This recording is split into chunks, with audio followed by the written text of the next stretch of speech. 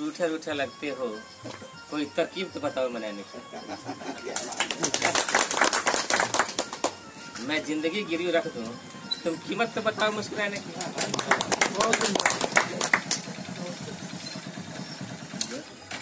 कोई उदास नहीं हो। हम लोग यहाँ भाषण देने नहीं आए और ना हम मन की बात करने आए। हम बात करने आए हैं आपके साथ जो समस्याएं उत्पन्न हैं वो आप हमें बताइए। दुनिया में कोई रोग ला इलाज नहीं है। आप रोग तो बताइए, मैं इंजेक्शन लेके आया हूं। बिहार की जनता देश में सबसे मजबूत जनता जानी जाती है और बिहार के युवा जो होते हैं वो पूरे देश में नहीं पूरे विश्व में कर्मठ होते हैं, मेहनती होते हैं और जो भी काम इनको दे दीजिएगा ना ये लोग लगन के साथ करता है। अगर लगन के साथ नहीं करता तो आज दिल्ली नहीं बना होता। दिल्ली बना है ना। लोग कहते हैं कि दिल्ली दिल वालों की है, तो वहाँ दिल किसने ले जाकर के दिया है? असम वालों ने दिया है। जितने भी देश में बिग सिटी बने हैं, जिसको हम लोग विकसित राज्य में जानते हैं, उसको कौन बनाया है? जाने कितने महल बन गए, सर पे ईंटें दो होते।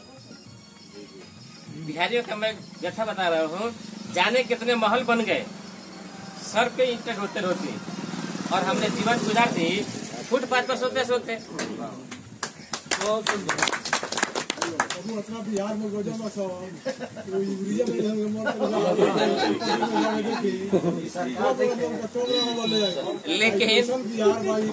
लेकिन बिहार का दुर्भाग्य देखिए और बिहार का सौभाग्य देखिए। शान यहाँ गड़बड़ बा, शान गड़बड़ बा, यहाँ खाली बिहार के शान गड़बड़ बा। बिहार का दुर्भाग्य देखिए और बिहार का सौभाग्य देखिए। अंग्रेज जब आए थे, अंग्रेज कोई ये बड़ी बड़ी ट्रेन में भर के नहीं आए थे। बुजुर्गों से पूछिएगा, लोग बताएंगे। मुझे लगता है कि आप लोग कम देखे होंगे। हमारे जमाने में जब अंग्रेज आए थे तो वो बोगी से भर के नहीं आए थे, चंद लोग ही आए थे। लेकिन देश को गुलाम किसने बनाया था?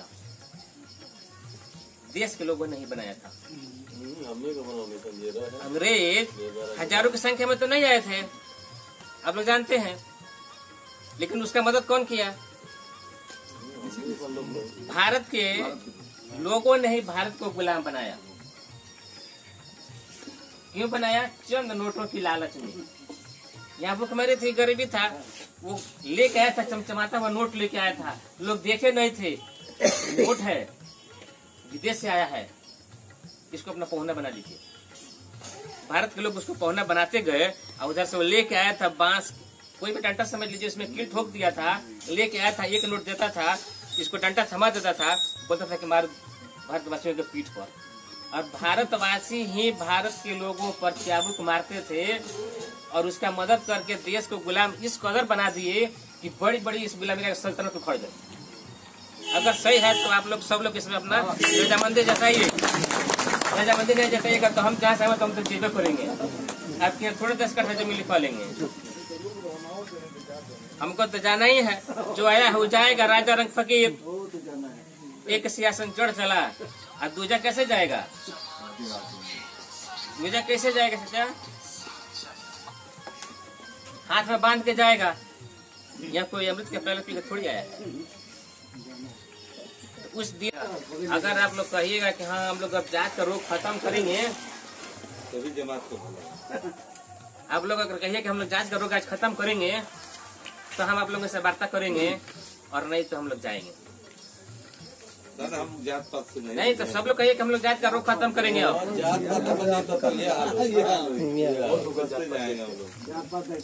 जात का रोग खत्म करना है। अगर जात का रोग खत्म करना है तभी आपको इलाज बिहार में होगा। अगर जात का रोग नहीं खत्म करिएगा तो आप दूसरे राज्य में इलाज कराते रह जाइएगा। आप तो करेबे कि आपके पूर्वज भी कराए और बच्चा भी कराएगा, नहीं कराएगा, कराना ही है उसको। आप इस जकड़न से बाहर नहीं निकलिएगा तो आपका बच्चा कभी बिहार में नहीं पढ़ पाएगा। और क्या बनेगा वो? क्या बनेगा वो? प्रवासी मजदूर बनेगा। 5 किलो चावल मिलता है तो 10 किलो चावल मिलता है। प्रवासी मजदूर का नीतीश कुमार हम लोग प्रवासी मजदूर का सिलसिला आप लोग देखे हैं, कोरोना में दिख गया है कि चलने के लिए गाड़ी नहीं था, दवा नहीं था। सरकार है। एक झटका आया प्रकृति का वार, गांव का गांव, जिला के जिला साफ हो गया। गांव के लोगों को नफरत हो गई, लोग बांस से घेर देते थे। उस गांव के लोग हमारे यहाँ नहीं आएगा। वही बात बा। गांव तो छोड़ दीजिए, परिवार वाले अपने परिवार को घर में नहीं आने देते थे। अपना ही लड़का जो औलाद है उसको उधर में रखिए। बाप अपने बेटे को घर में नहीं घुसने देता था, सही बात है। हस्बैंड अपनी बीवी को घर में नहीं घुसने देता था। ये क्या रोग चला था भाई? कोरोना है। पहचान का रूप था सर। उसका नाम था कोरोना। उसका क्या नाम था? कोरोना। अपना ही औलाद अपने फरका। हाँ, करो अपने परिवार के लोगों को अपने से अलग करो। अपना वही तक खांसी हुआ, दूसरा वही तक कोरोना। कोरोना हो गई। तो ये ऐसा बीमारी सरकार लेकर के आई कि कोरोना हो गया। वो कोई किसी से मिलने के लिए तैयार नहीं था, दवा पिलाने के लिए तैयार, दवा पिलाते छोड़ दीजिए, कोई मर गया तो खाने की तैयार नहीं था। डॉक्टर बोल रहा है उसको उधर रखो। डॉक्टर तो कोई देखता ही नहीं है कोरोना में। डॉक्टर क्यों उठाएगा जब आप अपने बेटे का सब उठाने के लिए तैयार नहीं है? अपना बेटा तो वो डॉक्टर आप अपनी बीवी को देखने के लिए तैयार नहीं है तो वो तो गैर है। वो तो गैर है। सही बात है, हर का बात है। इतना भय चल गया था, और उसी भय में क्या हुआ? चुनाव भी हुआ, सरकारें भी बनी। आपका काम होगा तो कोरोना है, और चुनाव कराना है तो कोई कोरोना नहीं है। लाइन में लग करके आप वोट देने चाहिएगा, लेकिन आपका बच्चा पढ़ने जाएगा तो कोरोना बैठा हुआ है, वो आएगा तो कोरोना खा जाएगा। पहले गोरू को जाम लगता था, अब आदमी को जाम लगता है। तो ये सरकार आपकी नब्जें पकड़ ली है, समझ गई है कि आपको क्या चाहिए। लेकिन अगर उससे हट के आप चाहते हैं कि नहीं, हमें बिहार में रहना है, हम बिहार में वोट करते हैं, बिहार को हमें कुछ देना है, तो इससे थोड़ा सा अलग हटना चाहिए। इसके लिए क्या है, ज्यादा संघर्ष नहीं करना है, अच्छाई को पकड़ना है। जब चुनाव का टाइम आता है तो नेता लोग आते हैं, जहाज उतरते हैं, भाषण दिया जाता है, और फिर बैठ के चले जाते हैं, और आपको टैबलेट मिलता है जात का। जात का टैबलेट मिल गया। अब चुनाव का टाइम क्या हुआ, सब चीज भुला गए कि हमको टैबलेट मिल गया है, हमें इसी का वोट देना है। 5 साल में एक बार आपको अपनी शक्ति पहचानने की क्षमता मिलती है, आप उसी टाइम में चुक जाते हैं। जब आपको अपने शक्ति का याद आना था, आप उसी समय एक पल में चुक गए। उसके बाद फिर 5 साल कुछ भी करिएगा, आपका एक नहीं चलने वाला है, और उसी समय का चुक आपको 5 साल तक लाठी खिलवाएगी। और अभी जो वर्तमान में चल रहा है, जब बिहार में दारू चालू था तो कोई यूरिया से दारू बना करके नहीं मरता था, वही यूरिया से दारू बना के नहीं मरता था। अगर दारू इतना बुरा है तो सारे देश के प्रशासन पीती है, तो उनको बीमारी क्यों नहीं होता है? कोई जवान क्यों नहीं मरता है दारू पी के? लेकिन बिहार में ही दारू पी करके लोग मरते हैं। पड़ोसी राज्य में कोई दारू पी करके नहीं मरता है। दारू इतना बुरा चीज है, केवल बिहार के लिए कोरोना की तरह से जाल फैलाए बैठा हुआ है। दारू का आज वही स्थिति है कि भगवान सब जगह है लेकिन दिखते नहीं है, और दारू का वही स्थिति है, मिलता सब जगह है लेकिन दिखता कहीं नहीं। सरकार नया पेपर पैदा कर रही है, सरकार नया पेपर पैदा कर रही है। नए बच्चों को दारू में लगाया जा रहा है, जिसको पीने का शौक है वो नया बच्चों को देता है, जाके लेके आओ। तो जो सफर करेगा वो एक दिन हो जाएगा। तो सरकार बंद करके नया पेपर पैदा कर रही है। चुनाव के पहले माननीय तेजस्वी जी ने कहा था कि हम बिहार के 10 लाख युवाओं को रोजगार देंगे। आप लोग सुने थे? उसी 10 लाख की झांसा में बिहार के युवा गांधी मैदान की तरफ चला था, चमचमाता हुआ कि मंत्री जी अब बन गए हैं, तेजस्वी जी मुख्यमंत्री बन गए हैं, अब रोजगार हमको मिलेगा। जब वो रोजगार के लिए गया पटना में, तो उसके साथ क्या हुआ? 10 लाख लाठी खाया, 10 लाख लाठी खाया। और एडीएम साहब ने, बिहार के एडीएम साहब ने क्या किया था? एक लड़का डकैत नहीं था, वो नौकरी मांगने गया था, शिक्षा से पढ़ा हुआ था, मेहनत किया था। एक पल में उसका उम्र खत्म होने जा रहा था। नौकरी के इंतजार करते करते कितने लोगों का उम्र खत्म हो गया, उसका भी उम्र खत्म हो रहा था। उसको लगा था कि तेजस्वी ने कहा था कि हम 10 लाख को नौकरी देंगे। वो नौकरी की आस में गया बात करने के लिए। वहाँ क्या हुआ, एडीएम साहब ने पटक करके जिसके हाथ में तिरंगा का व्यापार किया था और उसको इतना मारा था कि सब दुनिया देखा था कि बोला था कि भाई तो बहुत हो गया। समझ में नहीं है, तिरंगा हाथ में लगा वही तो तिरंगे का अपमान एक पढ़े लिखे लोगों ने किया था। देखिए सोचिए कितनी शर्म की बात है कि ये देश को और बिहार की जनता ही बिगड़े लोगों का अपना समर्थन दे करके और बिगाड़ रही है। जनता ही इसको बिगाड़ रहे हैं। आप जब एक अपराधी को वोट दीजिएगा तो क्या अपराध कम हो जाएगा? अपराधी को वोट देने से अपराध कम हो जाएगा कि बढ़ेगा? लेकिन पार्टियां क्या कर रही हैं? बिहार के सुशासन बाबू अपने आप को कहते हैं कि सुशासन हम है, लेकिन सुशासन क्या है? टिकट किसको दिया गया था? जो सेंटर होम चलाता था, जहाँ लड़कियों का बलात्कार होता था, उसके लोगों को टिकट दिया गया था। जो बिहार के अभी देखिए क्या हुआ मोकामा साइड में, जितने अपने आप को दबंग कहने वाले लोग हैं उन्हीं लोगों को टिकट दिया गया था और वही लोग जीत के सत्ता में आए, तो क्या अपराध कम हो जाएगा? एक तरफ अपराध बढ़ाने के लिए टिकट देते हैं अपराधियों को और दूसरी तरफ प्रशासन को टाइट करते हैं। अच्छे अच्छे लोगों को खोज के लाते हैं प्रशासन में कि अपराध कम हो जाएगा। अरे बीज आपने बोया है, बीज आपने बोया है, आप बबूल बोते हैं तो धान कहाँ से काट लीजिएगा? तो जैसा आप बीज बोइएगा वैसा ही फल मिलेगा। तो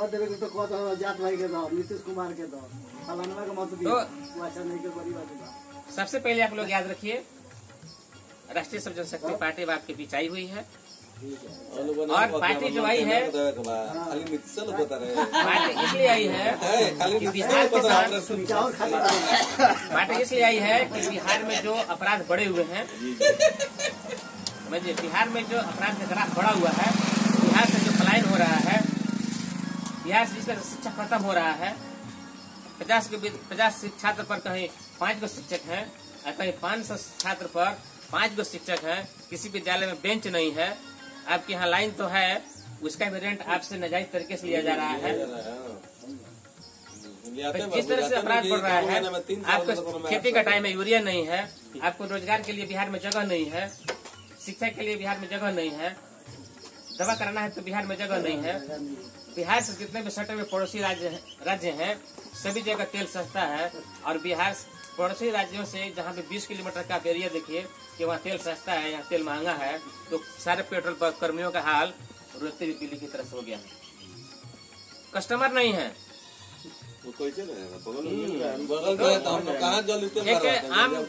आम तरीके से सोचा जाए कि वहीं व्यवसाय ज्यादा होगा कि जहाँ सस्ता होगा सामान। आपके यहाँ सामान सस्ता है, आपके यहाँ महंगा है, किसके यहाँ कस्टमर खरीदेगा? तो आपका रोजगार बढ़ गया, खत्म हो गया। 18 रुपया बताइए, 1 किलोमीटर चल जाता था, 18 रुपया लीटर में कम मिलता है। एक बार अगर आपको किसी जीवन में कोई व्यक्ति धोखा दे देता है तो आप उससे समझदार हो जाते हैं। लेकिन यहाँ का आपके दिमाग में कौन सी समझ घुसी हुई है कि आपके मंत्री बार बार आपको धोखा देते आ रहा है, 30 वर्षों से 15 वर्षों से लगातार उन्होंने धोखा किया, फिर भी आप उसी को चुनते हैं। आपके समझ के कीड़े लग गए हैं। आप अपने समझ के कीड़े को ठीक करिए। बेशक आपके यहाँ रोजगार लगेगा, महंगाई कम होगा, आपके बच्चों को शिक्षा बिहार में ही मिलेगी, आपकी रोगों का इलाज बिहार में ही होगा। थोड़ा सा परिवर्तन करिए आप लोग और इस पार्टी के साथ जुड़िए, राष्ट्रीय सब जनशक्ति पार्टी के साथ जुड़िए और एक बार आप लोग पार्टी विश्वास करिए। अभी तक तो विश्वास करके आपने जीवन अपने बिता ही दिया वोट करके, लेकिन एक बार आप अपना वोट पार्टी को समझिए कि हम फेंक रहे हैं और एक बार दीजिए। और पार्टी ने जो लिखा है कि हमें 5 साल नहीं 2 साल चाहिए, अगर नहीं होता है तो फिर आप जहाँ रहते थे वहीं रहिएगा। आपका साथ हम लोग को नहीं चाहिए, लेकिन एक बार चाहिए।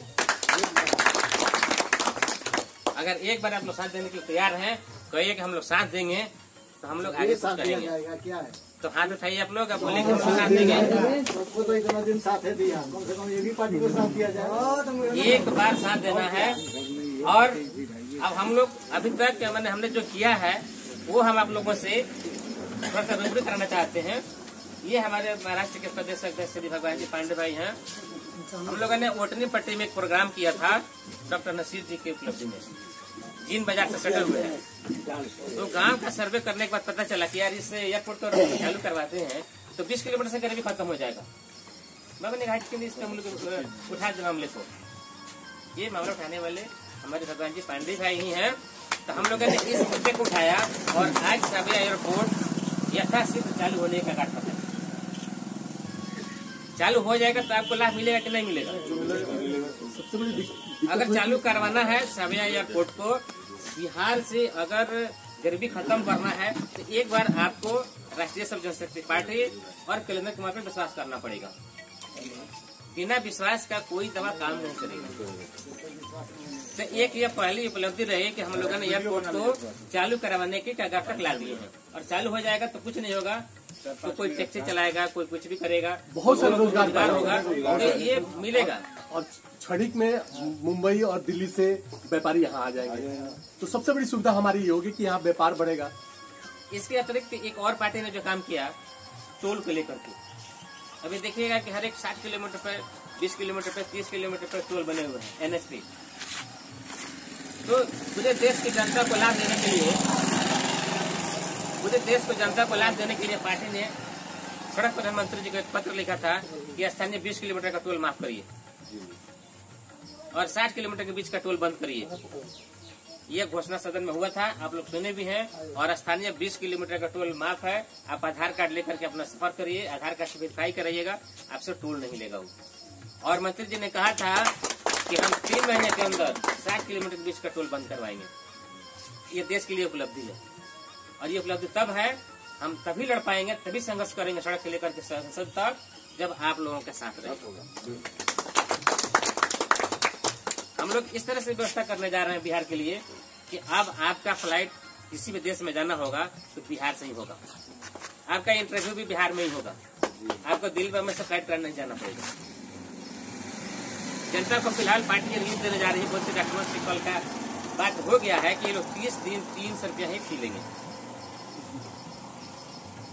अगर चिकित्सक का ओपीडी परामर्श शुल्क कम हो जाता है तो समझिए कि आप जो 15 दिन पे 400-500 देकर के जांच करवाते हैं तो इससे आम जनता को राहत मिल रही है और मिलेगी। लेकिन ये तभी संभव है कि जब आप एक साथ पार्टी के साथ जुड़िएगा और जात नहीं जमात चाहिए और सभी वर्गों का साथ चाहिए। अगर आप लोग सभी वर्ग के लोग हमको साथ दीजिएगा तभी आप लोगों का विकास होगा और बिहार का कल्याण होगा। तो सभी वर्ग के लोग अगर हमें साथ देंगे तो बोलिए अब के चुनाव में किसके साथ रहना है? राष्ट्रीय जनशक्ति पार्टी के साथ। मात्र 2 साल के लिए, 5 साल के लिए नहीं, 2 साल के लिए अब की आने वाले चुनाव में राष्ट्रीय जनशक्ति पार्टी के साथ रहना है। और प्रतिनिधि भी कोई आपके परिवार से ही होगा। प्रतिनिधि भी पार्टी आपके परिवार से ही किसी को उतारेगी, न कि किसी दूसरे जिला से दूसरे राज्य से लेकर के आएगी। बशर्ते आप जिसको कहिएगा पार्टी टिकट देगी, लेकिन एक हमारी शर्त है कि हम अपराधी और बलात्कारी को टिकट नहीं देंगे। अगर आपको नोट से वोट देना है तो फिर अपराधी और बलात्कारी को लाना पड़ेगा। तो आपकी वोट आप लोग निष्पक्ष करेंगे, निष्पक्ष आपकी बार आप लोग वोटिंग करेंगे। पार्टी अपराधी और बलात्कारी को टिकट नहीं देगी और आपके क्षेत्र में आपके हिसाब से विकास करेगा और यहाँ लोग अपना शिविर लगाएंगे और इस तरह से व्यवस्था हो जाएगा कि अब बिहारी को प्रवासी नहीं बन सकता। तो इसका इलाज किसके पास है? इसका इलाज आपके पास है, जनता के पास है। इसका टेबलेट आप लेके घूमिएगा, वो तो पर्चा लेके नहीं आएगा। आपको विश्वास करना पड़ेगा और आप लोग आने वाले चुनाव में, साल भर के बाद चुनाव है, आप लोग ऐसा प्रतिनिधि पार्टी को दीजिए कि जो अपराधी और बलात्कारी से वंचित हो और आपके साथ रहने वाला हो। आप अपने जो भी क्षेत्र की कमियां है उसका एक सूची बनाइए और फिर हम लोग अगले सफर में जब भी आएंगे तो आप लोग पार्टी को थमाइए, हमें दीजिए।